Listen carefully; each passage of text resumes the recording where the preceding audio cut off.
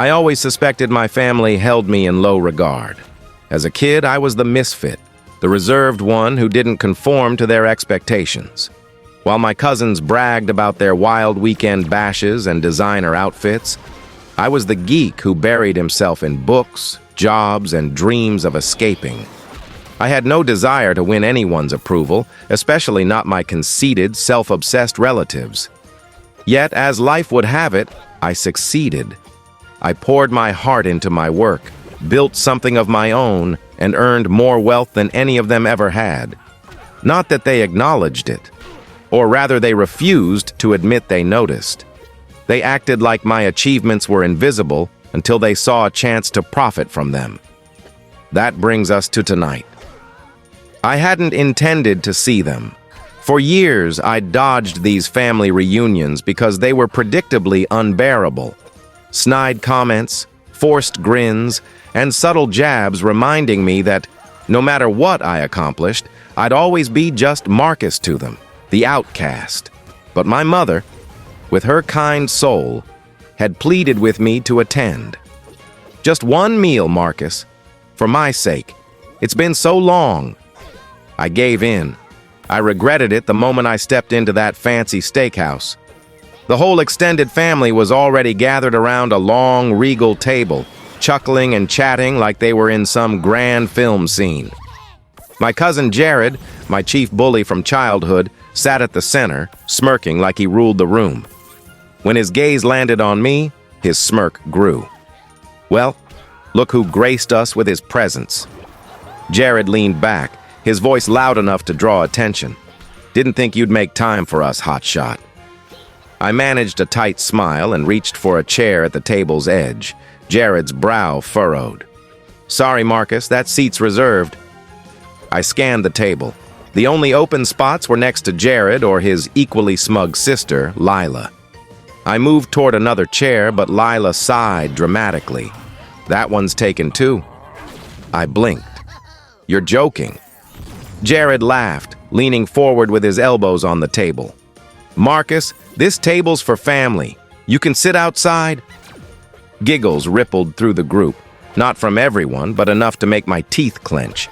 My mother looked uneasy, but stayed silent, as always. My aunt sneered, my uncle shook his head like I was a pitiful joke. And Jared? He looked smugly satisfied. I could have walked out. I should have walked out. Instead, I smiled. Outside, huh? I said. No, I'll stay. I grabbed a spare chair from a nearby table, dragged it over and placed it just outside their circle, but close enough to be part of the setup. A waiter approached, looking hesitant, but I waved him off and ordered a coffee. Jared and Lila exchanged glances, but didn't push back. Not yet. Then the performance began. I wasn't naive. I knew why they'd invited me. They didn't care about reconnecting. They wanted to flaunt. Throughout the meal, they made a spectacle of ordering the priciest items. I'll have the Kobe beef, Jared declared, snapping his menu shut, and the crab. Oh, and another round of cocktails for the table. He shot me a sly grin. We're celebrating after all. Lila beamed. Yeah, we deserve to treat ourselves tonight. Desserts too, my uncle added. Get the fanciest ones. The waiters kept coming, and the tab kept soaring. I stayed quiet, sipping my coffee with a faintly amused look. When the plates were cleared, the wine glasses emptied, and everyone leaned back with smug sighs, the waiter brought the bill, $3,247. He set it right in front of me. Jared stretched lazily. You're handling this, right, Marcus? Lila snickered. Come on, it's pocket change for you. Silence. The whole table stared at me, waiting. I let the moment linger, then slowly picked up the bill, skimming it like I cared about the total. Then I let out a soft, knowing laugh. Jared frowned. What's so funny? I leaned back, took another sip of coffee, and grinned. Oh, I said, you guys have no clue who's footing this tonight? With that, I slid the bill back across the table, right in front of Jared. Jared stared at the check, blinking as if trying to process what had just happened. I stayed relaxed, watching confusion spread across the table like a spark catching fire. "You're for real?" Jared's voice wavered slightly, his smirk slipping for a moment. I didn't answer right away. Instead, I took another deliberate sip of coffee, savoring the shift in his expression from bewilderment to realization, then to something more hostile. Lila, sensing the change, nudged Jared. "Your business is thriving, right, Marcus?" she asked, her tone syrupy but sharp. "A dinner like this is nothing to you." There it was, the assumption that I'd cover their extravagance just because I'd made it big. They didn't care about the grind it took to get here, the years I'd spent building my company from scratch. All they saw was my bank account, ripe for their taking. But this wasn't just about cash. No, this was about them thinking they could belittle me while reaping the rewards of my hard work. Jared tried again, his voice firmer, though his smile was now a tense line. "Come on, Marcus. You know you can handle it." He glanced at the waiter, then back at me, like he was giving me one last shot to play the hero. "The bill's steep, but you're a big-time entrepreneur, right? Just swipe your card and we're done." My mother, silent until now, shifted uncomfortably. "Marcus, sweetie, please. It's just one dinner. A family event. You know how they are." Her voice faded, as if she was trying to keep things calm but knew I was being used. My mom had always been the mediator, avoiding conflict at all costs. But I could sense her frustration, her quiet awareness that they were exploiting me, even if she wouldn't speak up. I set my coffee down and scanned the faces watching me. My uncle, his gut spilling over his belt, leaned forward, his tone gruff. "Look, Marcus, I don't know what's wrong with you, but don't act like we're clueless about your situation. You've been raking it in for months. Don't be childish. Pay the bill, and let's go." He was practically ordering me now, his voice cold and calculated. Others nodded, some still smirking, others just waiting for me to give in. They clearly thought I'd cave to avoid the awkwardness. But I wasn't caving. Not this time. Not after years of being mocked, dismissed, or ignored when it didn't suit them. And it wasn't just that. No, there was something deeply gratifying about watching them squirm now, clueless about what was coming. I gave a small smile. Not Jared's cocky grin, but a subtle, almost playful one. "Fine," I said, my voice steady. "I'll cover the bill." Relieved sighs and backpats followed like I'd just won some noble prize. But I wasn't finished. Not even close. Jared's face brightened. "See? That wasn't so tough, was it?" He gave a mock bow. "Thanks, champ." I leaned forward, my smile unwavering. "Actually, I changed my mind. Good luck, folks." The table went silent, as if someone had flipped a switch. No one moved. No one spoke. Jared's expression shifted from smugness to something uglier. He opened his mouth to argue, but I was already standing, grabbing my coat. I wasn't leaving yet, but I wanted them to feel the pressure building. "By the way," I added, my voice low, "if you don't want to be stuck with a massive tab next time, maybe think twice about what you order." Jared's eyes widened, no longer the bold cousin who always pushed me around. His jaw tightened, and he glanced around, clearly lost. He'd expected me to take the hit, like always.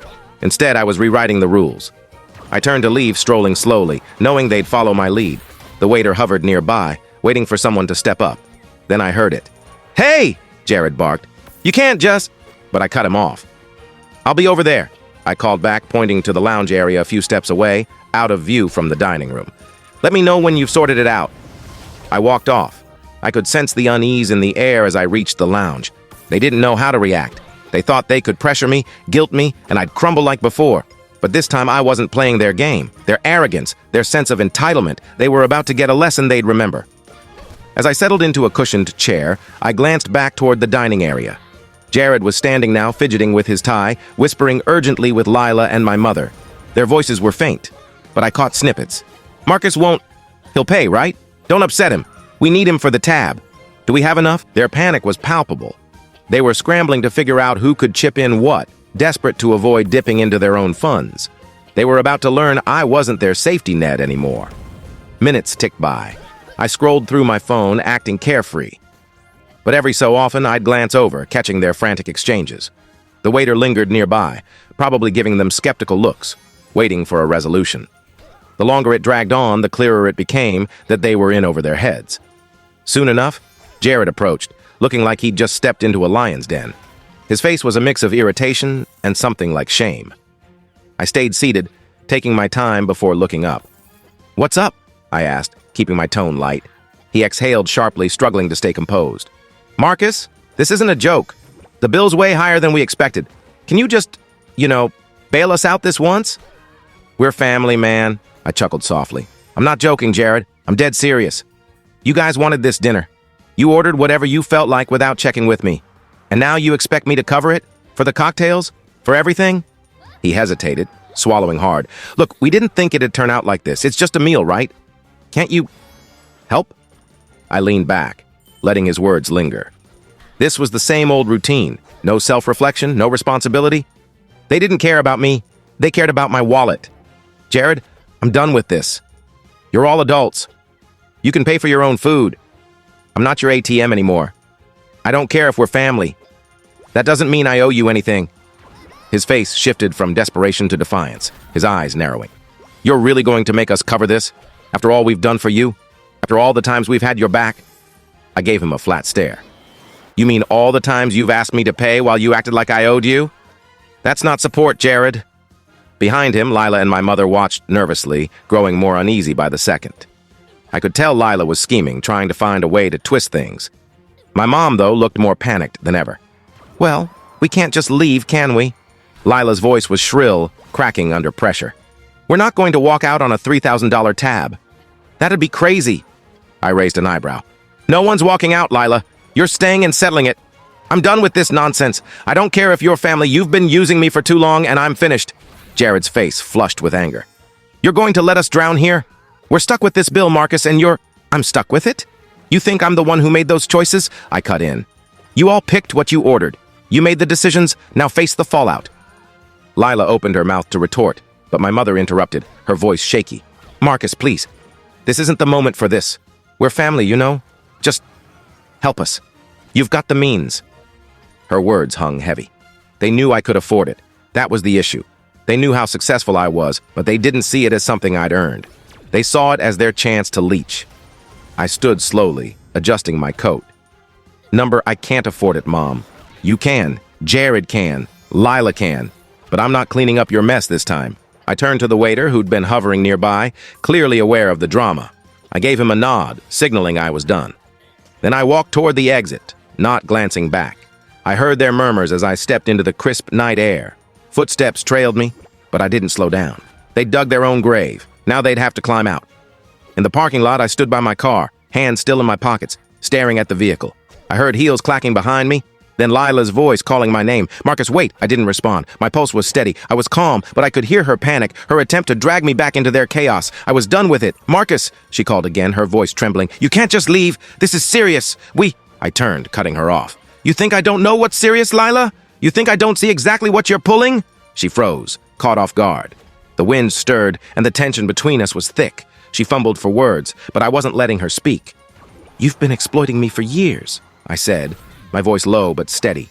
"Every time it's, 'Marcus, you'll take care of this, right?' Never, never. How's Marcus doing? It's always been about what I can give you. I'm done." Her eyes flickered with guilt before she masked it with anger. "You can't just abandon us like this," she snapped, her voice rising. "We need you. You can't walk away from family when we're in trouble." My jaw tightened, but I stayed composed. "I'm not abandoning family, Lila. I'm abandoning your manipulation. This isn't family, it's a scam, and I'm not falling for it anymore." She stood there, flushed and speechless, as Jared and my mom appeared from the restaurant, looking frazzled. Jared's tie was loose, and he seemed frantic.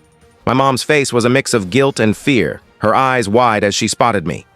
"Marcus, please," my mom said, her voice breaking. "We don't know what to do. We can't cover this. You're our only hope." Her words landed, but not how she'd intended. I felt a strange, cool satisfaction watching their desperation unravel. They'd pushed me too far, and now they were seeing the price. "You think I'm just going to rescue you again?" I asked, my voice softer now. "You think this is just about money?" It's not. It's about respect. About acknowledging that I've worked my tail off to get here. You can't keep using me like a resource when things go south. Jared stepped forward, hands raised, pleading. "Marcus, man, don't do this. We're family. You've got to see. This isn't just about the cash. It's no, Jared." I cut him off, my tone sharp now. "It's always been about the cash for you. The second you thought I'd pay, you stopped seeing me as a person. You saw me as a bank account." Jared's face reddened as he groped for a response, his mouth opening and closing. He couldn't believe I wasn't caving. My mom looked frantic, her eyes darting between me and the restaurant, probably terrified of the consequences. But I wasn't budging. "You've made your mess. Now deal with it," I said, turning away. "I'm done here." Before they could argue further, before they could reply, I opened my car door and got in. I started the engine, its low hum filling the quiet. In the rear view, I saw them standing there, stunned. They'd had their shot. They always did. As I pulled away, a strange sense of freedom over me. For once, I wasn't the fool. I wasn't the one being used. As the restaurant disappeared behind me, I knew I'd made the right call. They'd gone too far. Now they'd face the consequences. I hadn't driven far when my phone buzzed. I knew it was them. I didn't pick up. Let them call, let them text. I was done answering. By the time I got home, I had 7 missed calls from my mom, 5 from Jared, and a text from Lila. "Marcus, we're so sorry. Please come back. We'll repay you. Please don't leave us like this." I stared at the message, my fingers hovering over the keys, but I didn't respond. I didn't need to. They had no idea how badly they'd misjudged me. I tossed my phone on the sofa and grabbed a beer from the fridge. My apartment was quiet. I could hear the faint hum of traffic outside, the soft whir of the fridge, and nothing else.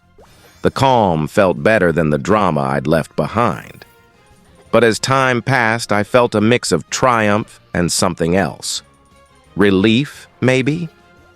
It wasn't about the money anymore. It was about finally standing my ground, something I'd never fully done with them. Then my phone buzzed again. Another text from Lila, short and blunt. "We can't pay the bill. It's $3,000. Please help." That was it. I stared at the words for a long time. It felt almost surreal. $3,000, the same amount they'd casually dumped on me, thinking it was nothing. I thought about how they'd planned their evening around me covering the tab, how they'd assumed I'd just roll over. I didn't feel sorry for them, not one bit. I sat back on the couch, opened my beer, and watched the screen, waiting for the inevitable calls. Like clockwork, 5 minutes later, Jared called. I answered. "Marcus," he began, his voice thick with irritation. "Look, we get it. You're pissed. But we need you.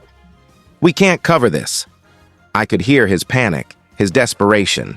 It almost made me grin, but I held back. "Jared, I've already told you," I said, my voice calm. "You need to handle this yourselves. You got yourselves into this. It's not my issue. But Marcus, you don't get it. This is family," Jared snapped, his words tumbling out. "You're just going to leave us to deal with this alone? After everything we've been through? Everything we've been through?" I echoed, disbelieving. "You mean the years of you treating me like a cash machine? The constant demands for help that always came with strings?" "That's what you're talking about." There was a pause, then a heavy sigh. "I didn't mean it like that, Marcus. Please. We're not using you. We need help." "Help?" I said. "What I've been giving you isn't help, Jared. It's enabling. And you know what? You'll figure it out. You're adults. If I keep bailing you out, you'll never grow up." The silence was thick. He didn't argue anymore. I knew he understood, even if he wouldn't admit it.